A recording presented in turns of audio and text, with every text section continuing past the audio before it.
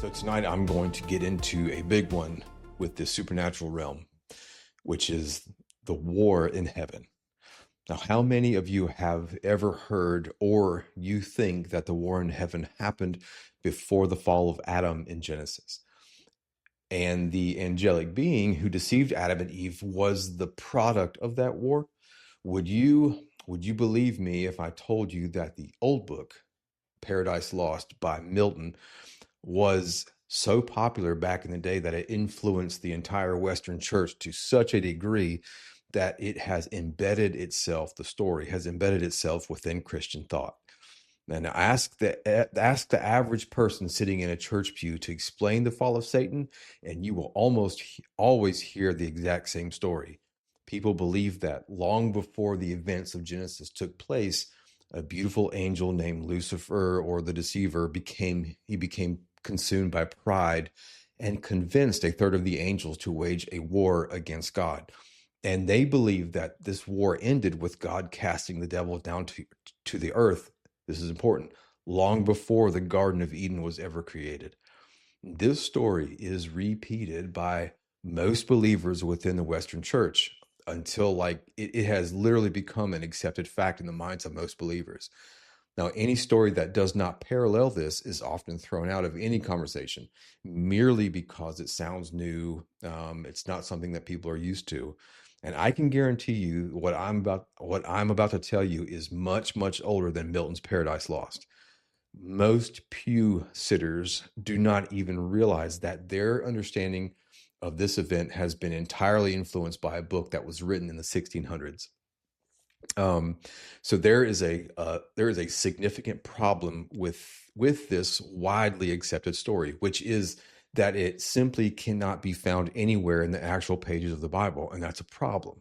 So this popular understanding is largely a byproduct of John Milton's epic poem Paradise Lost, and retroactively stitched together with small fragments from the prophets Isaiah and Ezekiel.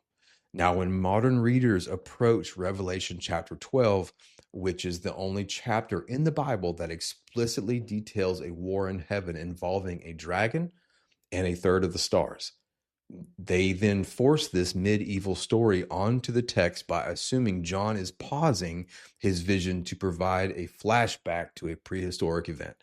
So if we choose to read the text exactly as John wrote it, without importing outside traditions or literary fiction, the prehistoric rebellion theory falls apart, literally. So John ties this cosmic war directly to a specific timeline involving a woman and a dragon who is waiting to devour her child. And the text identifies this child as the Messiah who is destined to rule the nations. And it states that the child is caught up to God and to the throne.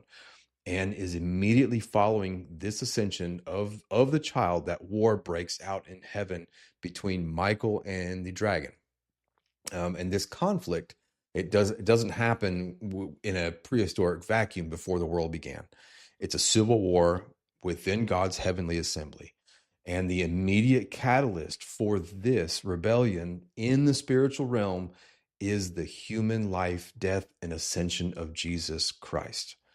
And I want to talk about the mechanics of the war, so that we have to we have to understand how ancient people viewed the spiritual realm, and recognizing that heaven is populated by administrative beings of immense intellect who, like us, have free will. Now, Revelation 12 introduces a massive dragon whose tail sweeps a third of the stars of heaven and casts them to earth. Now, in our modern context, we understand a star to be simply a mass of burning gas. But in the ancient mindset, specifically within the Jewish understanding of the cosmos, stars were understood to be living spiritual entities. And the terminology of the stars of heaven, or the host of heaven, was used to describe the members of God's heavenly court, his divine assembly. And we see this explicitly in the book of Job, where the morning stars, they sing together, and the sons of God, they shout for joy at the laying of the earth's foundations at creation.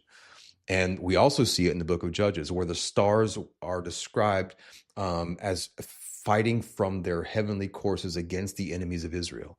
And the connection between the stars and the living spiritual beings is found throughout the literature of the ancient world. This language is not providing astronomical data about meteor showers.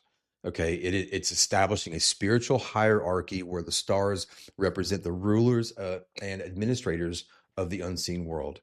So, like when the text describes the dragon sweeping a third of the stars, John is he's detailing an organized secession movement where a massive portion of the heavenly host breaks rank.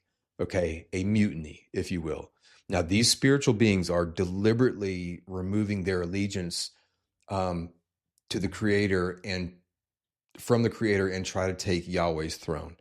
And I have to confront a reality regarding the nature of the unseen realm.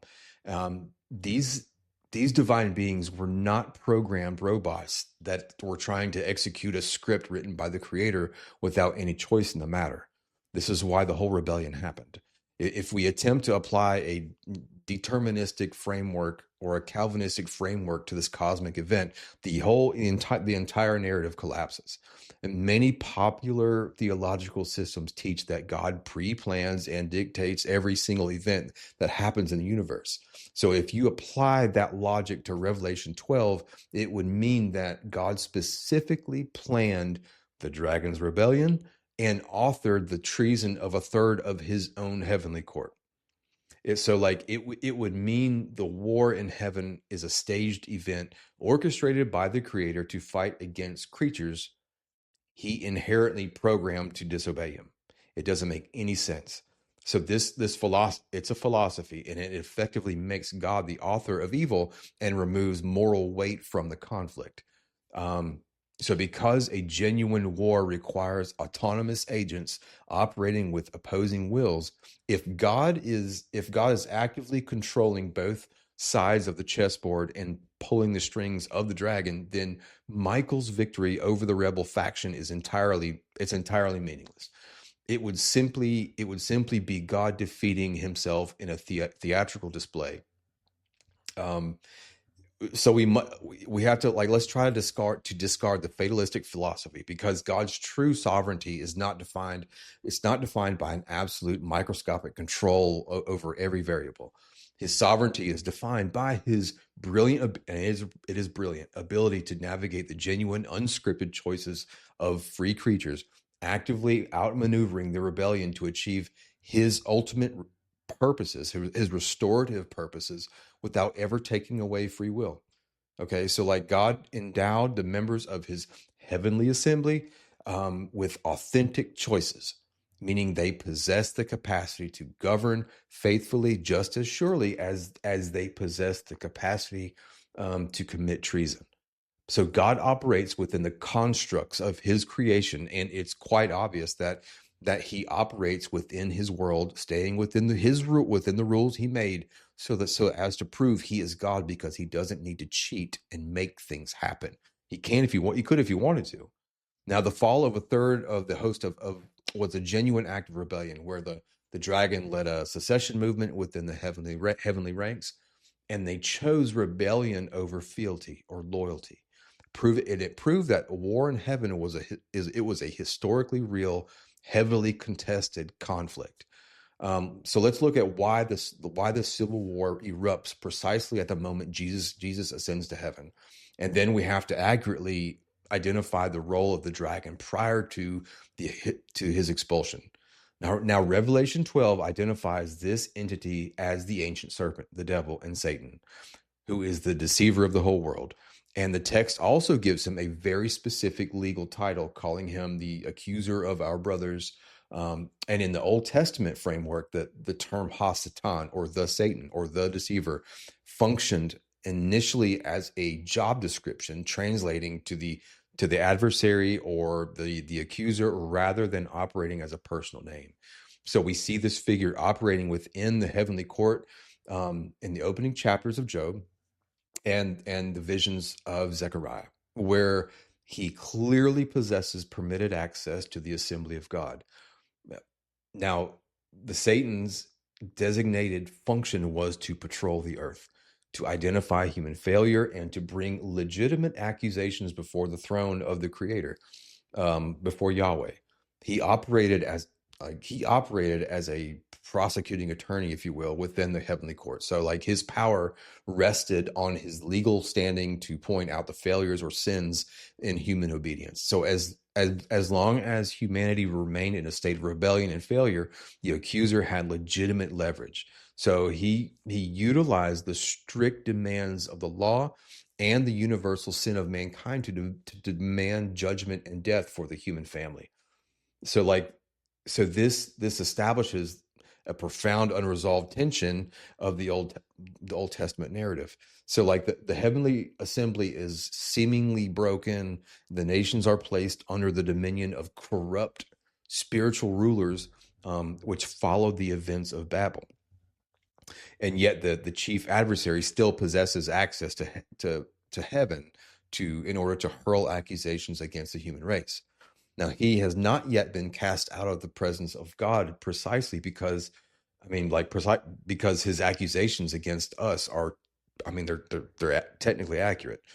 So the human race is, it's undeniably guilty and deserves the death that he demands. And so the legal tension brings us back to the woman and the child in John's vision. The woman represents the faithful covenant community from which the Messiah must emerge from that. And the dragon stands before the woman, waiting with aggressive hostility to devour the child at the exact moment he is born. And the birth of this Messiah, of this child, the Messiah, represents an existential threat to the rebel faction of the heavenly court. So you have to view the life of Christ as an operation to completely redo the human story from the ground up. So Jesus did not enter the human story merely to serve as a target for divine anger. And many people are taught that the central problem of the universe is God's inability to forgive humanity without executing a violent punishment to satisfy his own justice. So, which places Jesus directly in the path of the Father's wrath. And this courtroom model, it misses the mechanics of the cosmic conflict that is happening in the background. So like if you look closely at the text of Revelation 12, the tension is never presented as a conflict between a wrathful father and a merciful son. And the tension is between the loyal hosts of heaven and a faction led by a prosecuting accuser. The core problem here is that plagues the cosmos. It is not that God needs to punish someone to satisfy his own wrath. The problem is that a hostile adversary holds legitimate legal leverage over humanity as a direct result of human failure. And it demands that God hand humanity over to death. So Christ does not come to absorb the Father's anger. He comes to succeed where Adam failed.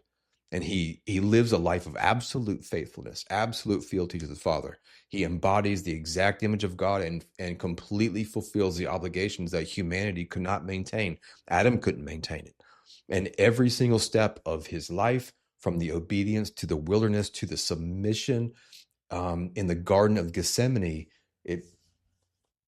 it serves as a systematic dismantling of the accuser's legal case against humanity. Okay, the rebel spiritual beings thoroughly understood the threat that this perfect life posed to their dominion, and this is why they attempted to derail his mission at every turn.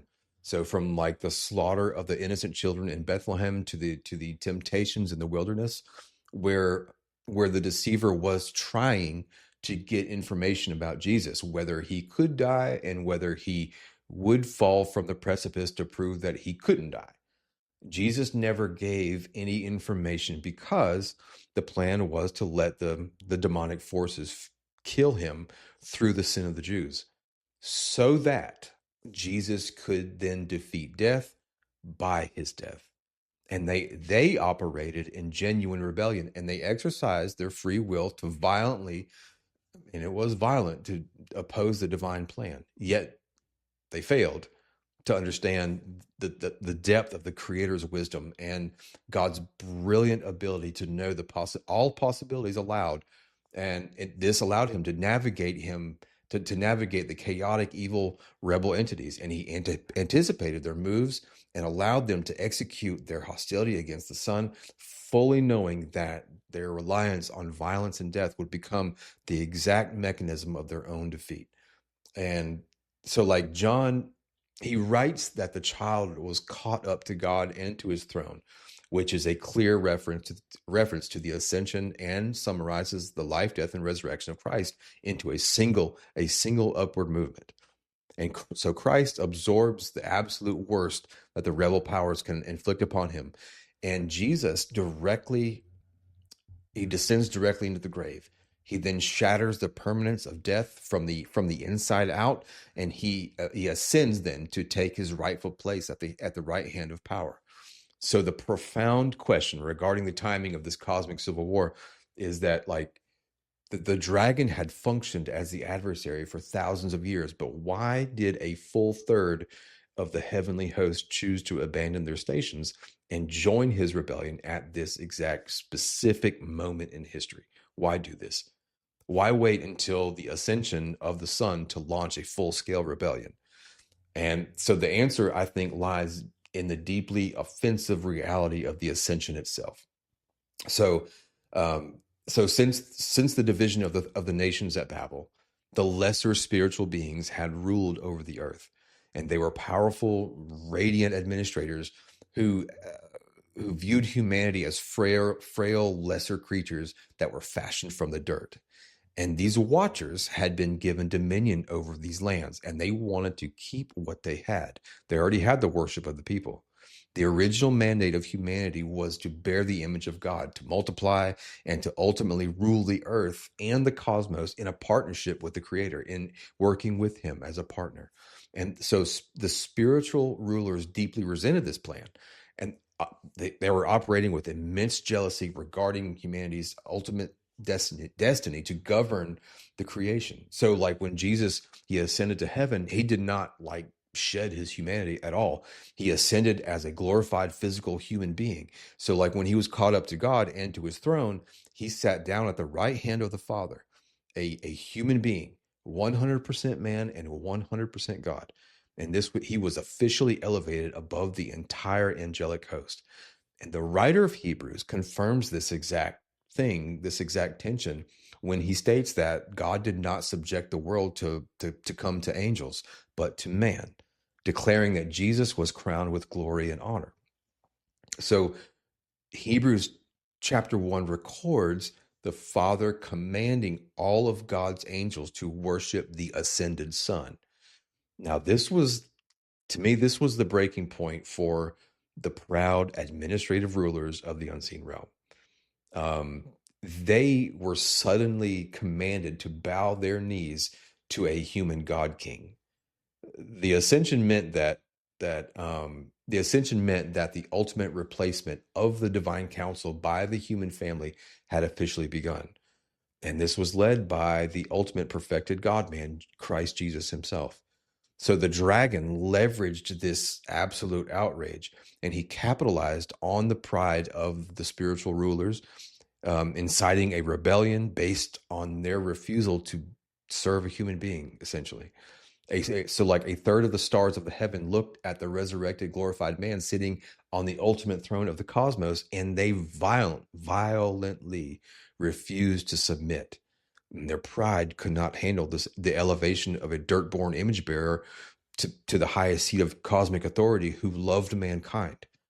And this is the exact catalyst that triggered the mass secession movement or rebellion that ignited the war in heaven. So this massive rebellion immediately disrupts the balance of the heavenly court. Verse 7 states that war arose in heaven with Michael and his angels fighting against the dragon. And while the dragon and his angels fought back, he was defeated. So this defeat ensured that there was no longer any place for them in the heavenly assembly. In the heavenly assembly, they were kicked out. They were booted. So the cross had already fundamentally altered the legal reality of the cosmos. So by living a life of absolute faithfulness and subsequently defeating the permanence of death, Christ he completely shattered the accuser's leverage over the human family. The dragon's power rested entirely on his ability to accuse humanity of rebellion and he demanded their death, our death. And he also required a failing human race to maintain his prosecuting position in the heavenly court. Christ succeeded where Adam failed, and he established a new humanity united to his victorious life. So by doing this, he invalidated the accusations of the devil. And so it's entirely impossible for the accuser to demand the death of those who are actively united to the Son, to the God man, to the Son, who has already conquered the grave. He defeated death by death. And when the resurrected Christ takes his seat at the right hand of the Father, the prosecuting attorney loses his case entirely. And there is no longer any valid charge he can bring against those who are actively participating in the life of the Son, meaning faith by fealty or faith by loyalty. So because his legal standing has been completely ruined by the perfect obedience of the Son, the prosecuting attorney, he's effectively disbarred.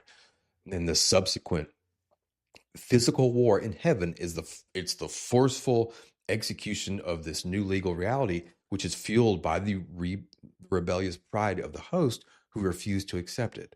Now, Michael, acting as the chief prince angel assigned to protect the people of God, he leaves the loyal host to physically remove the rebel faction from the heavenly realms. The dragon and his angels fight back violently, utilizing their immense cosmic power, but they are utterly defeated by the completed work of Christ. They are, what did they think they were doing? That they were evicted not just by raw force, but by the overwhelming legal reality of a perfected human life united with divinity. They couldn't compete against this. So verse 10 declares that the salvation, the power, and the kingdom of God have come alongside the authority of his Christ, precisely because the accuser of the brothers has been permanently thrown down. And the civil war concludes with a forceful expulsion that purges the wicked from the divine assembly.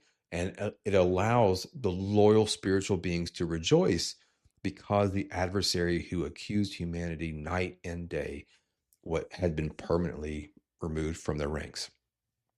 The victory in heaven results in a severe, urgent warning for the physical world now. So while the rebel powers have lost their access to the heavenly assembly, as far as we know, they are not yet destroyed. They've been cast down to here, but verse 12 declares a warning to the earth and the sea. And it states that the devil has come down in great wrath because he is fully aware that his time is exceptionally short. The battlefield of the cosmic war has violently shifted from the heavenly realms, from the divine assembly, to the physical dirt of the earth.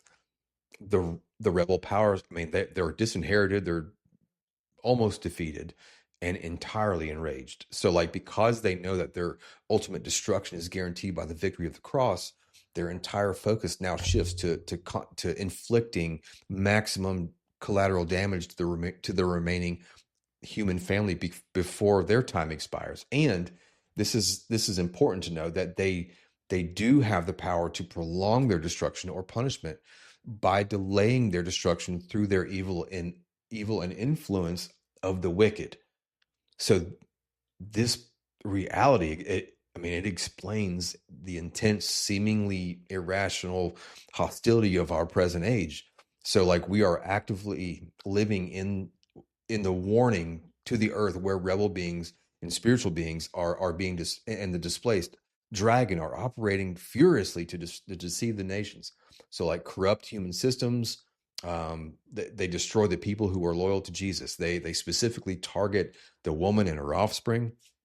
And the text explicitly identifies these offspring as those who keep the commandments of God and hold firmly to the testimony of Jesus.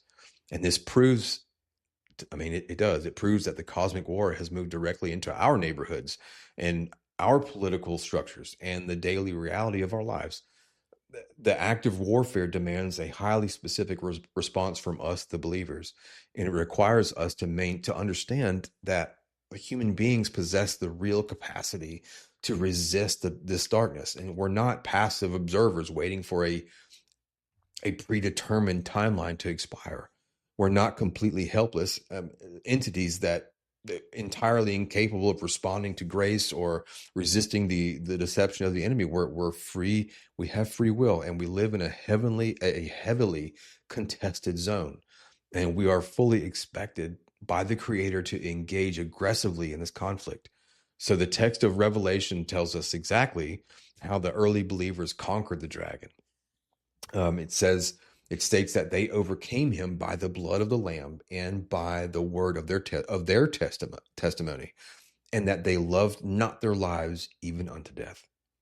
That they conquered primarily because of the blood of the Lamb, representing the completed work of Christ. You see, and this completely removed the dragon's power of accusation. And these believers also conquered through their active lived choices by being faithful, their fealty to God. They utilized their genuine free will to deliberately align with the victorious king. And so like they actively resisted the deceptions of the rebel powers and refused to compromise with the corrupt systems of the world, even when maintaining that faithfulness cost them their physical lives. You see, now this dynamic, it reveals exactly why the modern concept of once saved, always saved is a dangerous idea, that it disarms the church in a sense, because if salvation is merely a static one-time legal transaction that permanently secures your status regardless of your future choices or moral compromises, then the dragon's wrath is entirely irrelevant to the believer. His war against the church would be a meaningless exercise. Revelation explicitly states that the dragon goes to make war on the offspring of the woman. And this means that we are standing in an active war zone where we possess a genuine agency and face the daily choice of either you can yield to the deception of the rebel powers, or you could choose to endure in faithfulness to Yahweh. Endurance, it's not a passive waiting game. It requires active, sustained alignment, fealty to the king. So believers do not conquer the enemy by resting lazily on a past decision. We conquer by actively maintaining our faithfulness in the face of ongoing spiritual hostility, maintaining faithfulness in Christ to Christ in the face of hostile powers. It is a profound act of spiritual warfare. Every single human being chooses self-sacrificial love over violence, truth over cultural deception, like allegiance to Christ over the idolatry of the state. They are physically enforcing the victory of the cross, and we're actively participating in the defeat of the dragon. You see, so we're currently navigating a world that is heavily influenced by disinherited spiritual beings. And me, us, all of us have to recognize that the corrupt systems of power, the cultural narratives that degrade humanity, and the institutional structures of oppression are the direct result of these fallen entities that are operating on the earth with great wrath, precisely because, they have been cast out of the heavenly assembly. They still have power, a lot of it. So anyway, hopefully, I hope this has helped. I hope it's maybe it raised more questions than it has answers. But so reread the text. If you're still not on board, reread the text without looking at it from your preconceived notions of what you've previously understood Revelation 12 to be. And if you read Milton's Paradise, you'll see like, wow, this idea of Revelation 12 did not embed itself in church understanding before the 1600s. The timing of shifts in church churchdom or Christendom, timelines are important. And when new ideas are brought into the church, it's important to see when these ideas came. Not everything that we believe is true as far as it is practiced within Western Christendom. So anyway, before I run down that rabbit, I hope you're doing well. I hope this has blessed you. And may the Lord bless you and may the Lord keep you. May the Lord make his face shine on you and be gracious to you. And may the Lord lift up his countenance to you and grant you peace. Good night.